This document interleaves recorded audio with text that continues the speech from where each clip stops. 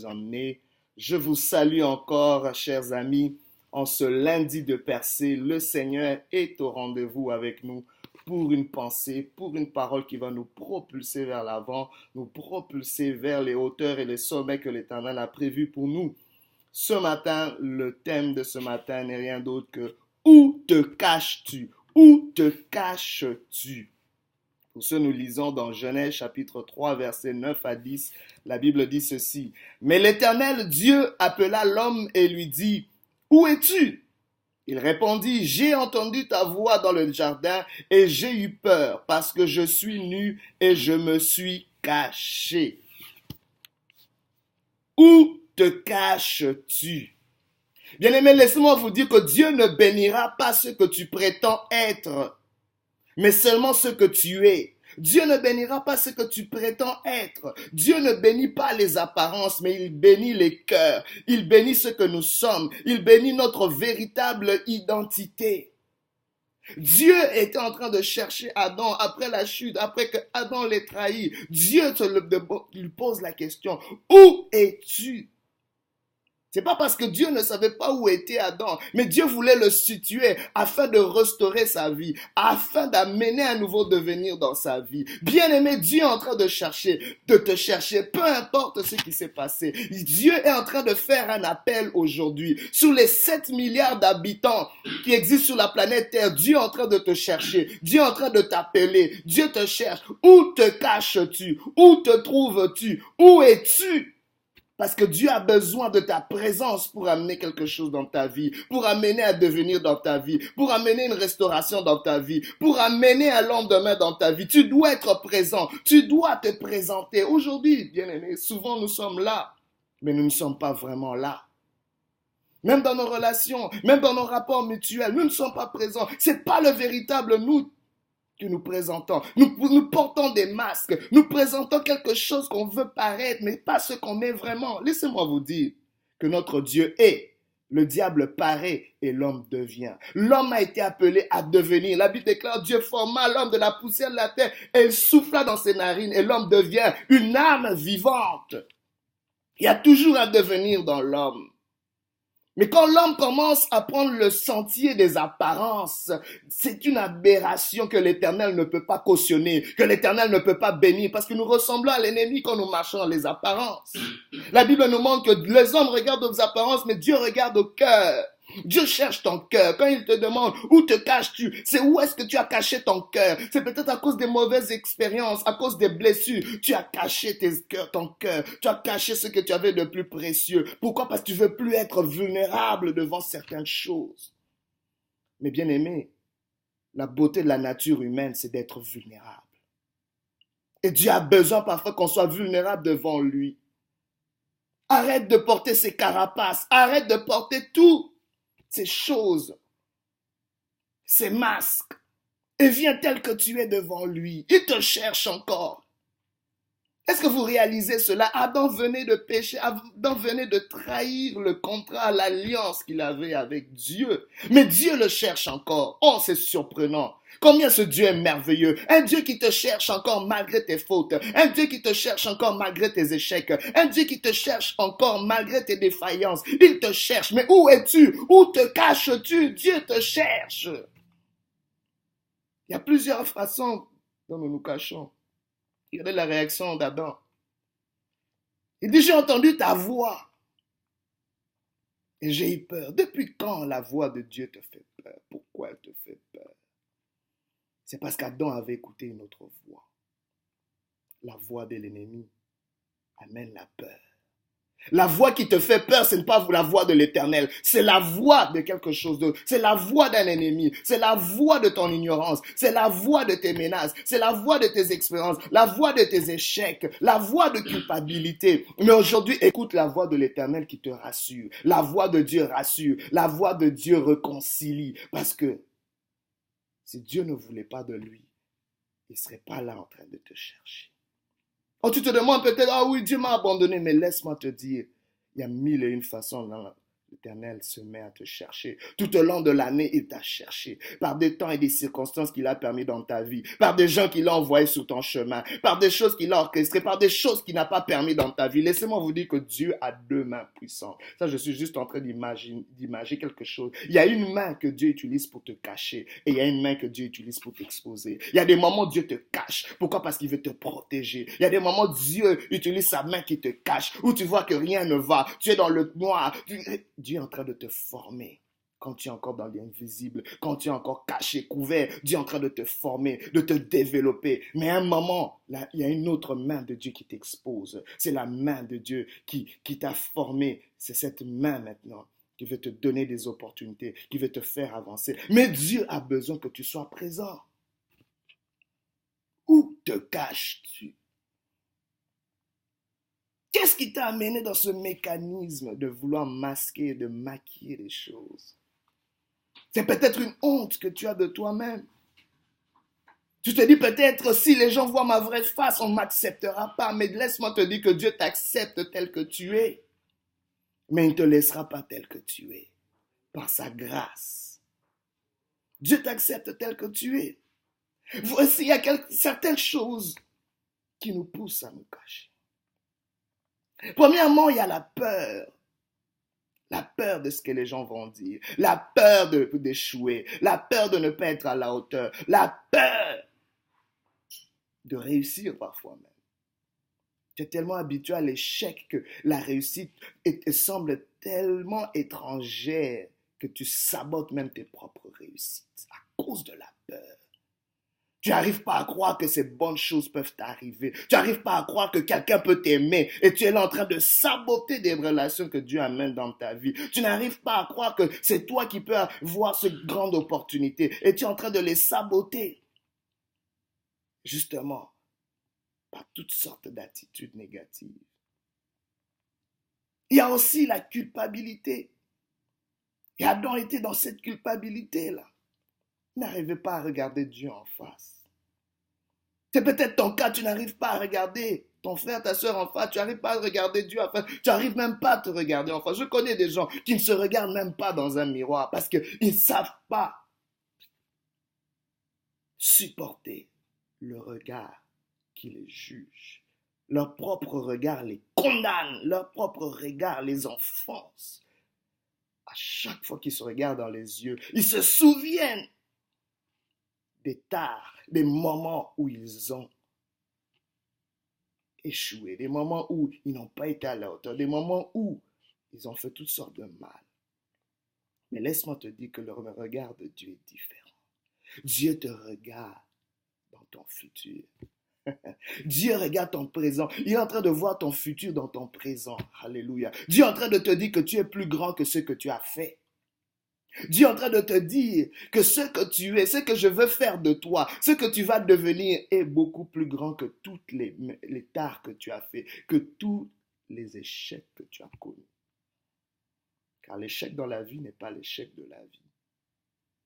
Là où tu as mis un point dans ta vie, Dieu est en train de mettre une virgule parce qu'il dit qu'il y a encore un devenir dans ta vie. Mais où te caches-tu? Peut-être pour toi, tu es en train de te cacher derrière les échecs, les multiples échecs que tu as connus. Et à cause de cela, tu n'oses même pas essayer encore. Et tu te caches derrière ça. Tu te donnes des excuses. Sors de là maintenant. Dieu a besoin de toi. Tu es l'acteur, l'actrice qu'il faut en ce lieu, en ce moment du jeu de ta vie. C'est toi le joueur par excellence que Dieu veut. Mais il faut que tu sois présent. Il faut que tu sortes de ta grotte. Il faut que tu sortes de ta tanière. Il faut que tu sortes de ces choses que tu as utilisées pour te cacher, te couvrir. Adam avait trouvé des figues, avait trouvé des feuilles pour se couvrir, pour couvrir sa nudité, couvrir sa honte, couvrir ce qu'il voulait plus présenter à Dieu. Aujourd'hui, ôte cela. Si ce sont des échecs, ôte cela. Car ces échecs sont déjà passés. Et tu n'échoueras pas toujours. Et laissez-moi vous dire une chose, chers amis. C'est que personne ne peut réussir sans être passé par l'école de l'échec. L'école de l'échec est importante pour réussir. Demandez à toutes les personnes qui ont réussi sur cette planète Terre, ils sont passés par une école qui s'appelle échec. Mais le point culminant, le point déterminant, c'est comment tu réagis devant ces échecs. Tu t'arrêtes ou bien tu t'époussettes et tu continues à marcher. Regardez un enfant quand il apprend à marcher. Quand il tombe, la première chose qu'il fait, c'est quoi? Il pose juste un petit cri. Mais la prochaine étape, l'enfant se relève encore pour marcher. Dieu a mis cet instinct en nous. L'échec ne peut pas nous arrêter. C'est un processus, c'est un pédagogue, c'est un moyen que Dieu utilise pour nous amener vers l'avant. N'utilise pas les échecs de ton passé pour te cacher devant la face de Dieu. Peut-être pour toi, ce ne sont pas des échecs, mais c'est la popularité que tu as. Tu t'accroches à cette popularité que tu as dans les médias sociaux, sur Facebook et autres. Tu veux que tout le monde te voie, tu veux attirer l'attention, tu veux taper l'œil, tu veux que les gens puissent t'ensemencer, que les gens puissent te louer, t'acclamer. Tu veux absolument cette popularité, mais cela cache une chose. Parce que tu as peur d'être seul, tu as peur d'être toi-même, tu te définis seulement par cette popularité. Mais laissez-moi vous dire, peu importe la grandeur de la foule autour de toi, elle ne te définira jamais. Fais attention à la foule. La même foule qui a acclamé Jésus, c'est la même foule qui l'a crucifié. Toi qui t'accroches à la foule, laisse-moi te dire que la foule te trahira. Mais sois véritablement ce que Dieu veut que tu sois. Où te caches-tu? Où te caches-tu? Peut-être toi, c'est derrière tes performances. Les performances aussi que nous faisons, parfois, c'est une façon de nous cacher.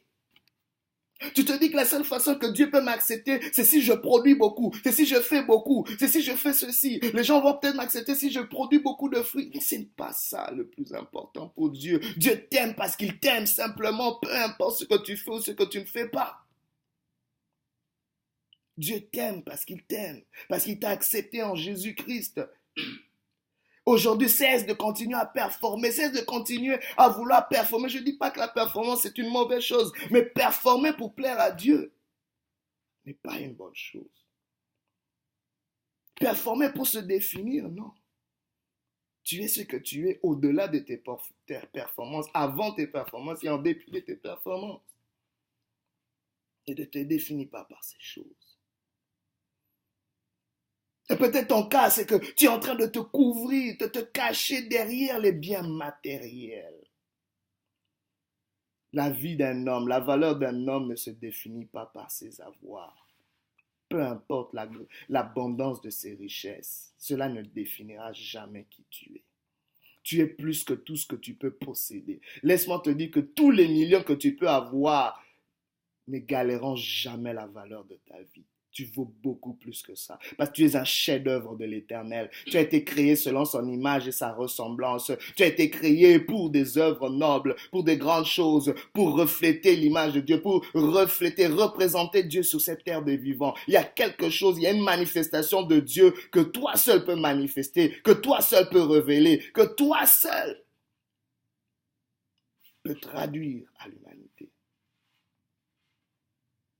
Tu t'es caché, je me suis caché, nous sommes souvent cachés. Mais aujourd'hui, c'est le temps de sortir de nos tanières, de sortir de nos cachets, parce que Dieu a besoin de nous. Dieu est en train d'appeler, il est en train d'appeler quelqu'un, il est en train de t'appeler, il est en train de m'appeler. Mais nous devons être présents.